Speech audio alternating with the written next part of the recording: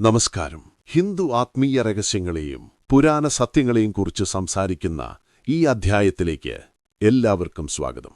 ഇന്ന് നമ്മൾ സംസാരിക്കാൻ പോകുന്നത് ഹിന്ദു സനാതനധർമ്മത്തിലെ ഏറ്റവും ശക്തിയുള്ള മന്ത്രങ്ങളിലൊന്നായ പഞ്ചക്ഷരി മന്ത്രത്തെക്കുറിച്ചാണ്. ഓം നമഃ ശിവായ.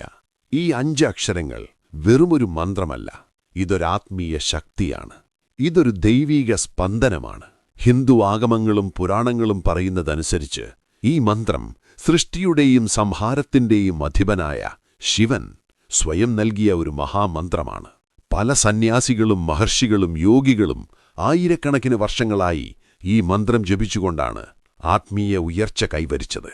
എന്നാൽ ഇന്നും പലർക്കും ഒരു വലിയ സംശയമുണ്ട്. സ്ത്രീകൾക്ക് ഈ മന്ത്രം ജപിക്കാമോ? ചിലർ പറയുന്നു സ്ത്രീകൾക്ക് ജപിക്കരുത്. ചിലർ പറയുന്നു അത് വലിയ പുണ്യം നൽകും. അതിന്റെ യഥാർത്ഥ സത്യമെന്താണ്?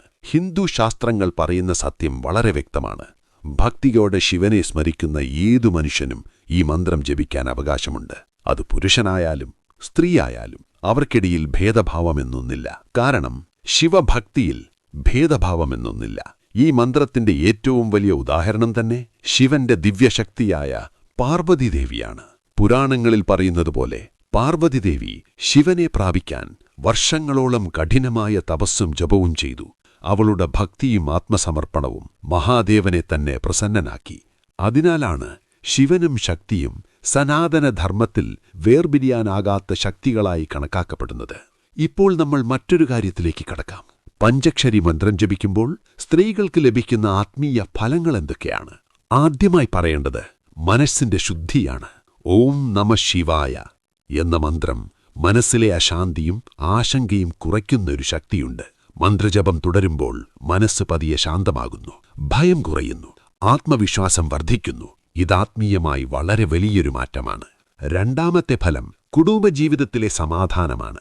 ശിവനെ സ്മരിക്കുന്ന വീടുകളിൽ നെഗറ്റീവ് ഊർജം കുറയുമെന്ന വിശ്വാസം. അതിനാലാണ് പല ഹിന്ദു വീടുകളിലും ഇന്നും രാവിലെ ദീപം തെളിച്ച് ശിവനാമം ജപിക്കുന്ന പതിവിന്ന് നിലനിൽക്കുന്നത്. മൂന്നാമത്തെ ഫലം ജീവിതത്തിലെ തടസ്സങ്ങൾ മാറുന്നതാണ്. പല ആചാര്യന്മാരും പറയുന്നത് ശിവനാമജപം ദുഷ്കർമ്മങ്ങളുടെ ഫലം കുറയ്ക്കാൻ സഹായിക്കുമെന്നാണ്. ഇത് വെറും വിശ്വാസമല്ല, ആത്മീയാനുഭവങ്ങളിലൂടെ പലരും പറഞ്ഞിട്ടുള്ളൊരു സത്യമാണ്. നാലാമത്തെ ഫലം ആത്മീയ ശക്തിയുടെ വളർച്ചയാണ്. മന്ത്രമൊരു ശബ്ദം മാത്രമല്ല, അതൊരു സ്പന്ദനമാണ്.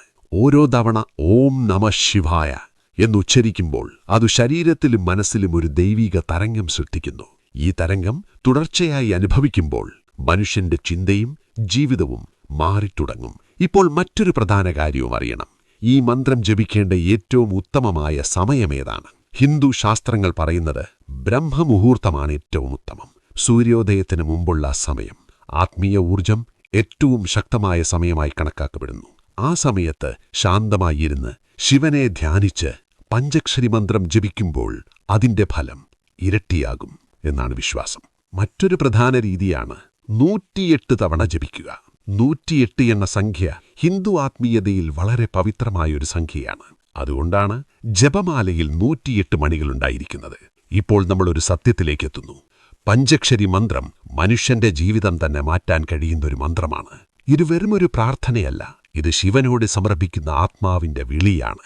ഭക്തിയോടെ ഈ മന്ത്രം ജപിക്കുന്നവർക്ക് ശിവന്റെ അനുഗ്രഹം എപ്പോഴും ഉണ്ടാകുമെന്ന് ഹിന്ദു പുരാണങ്ങൾ പറയുന്നു. അതിനാലാണ് മഹർഷികളും സന്യാസികളും ഈ മന്ത്രത്തെ മഹാമന്ത്രമെന്ന് വിളിക്കുന്നത്. അവസാനമായി പറയേണ്ടത് ഇതാണ്: സ്ത്രീകൾക്ക് പഞ്ചക്ഷരി മന്ത്രം ജപിക്കാൻ തടസ്സമില്ല.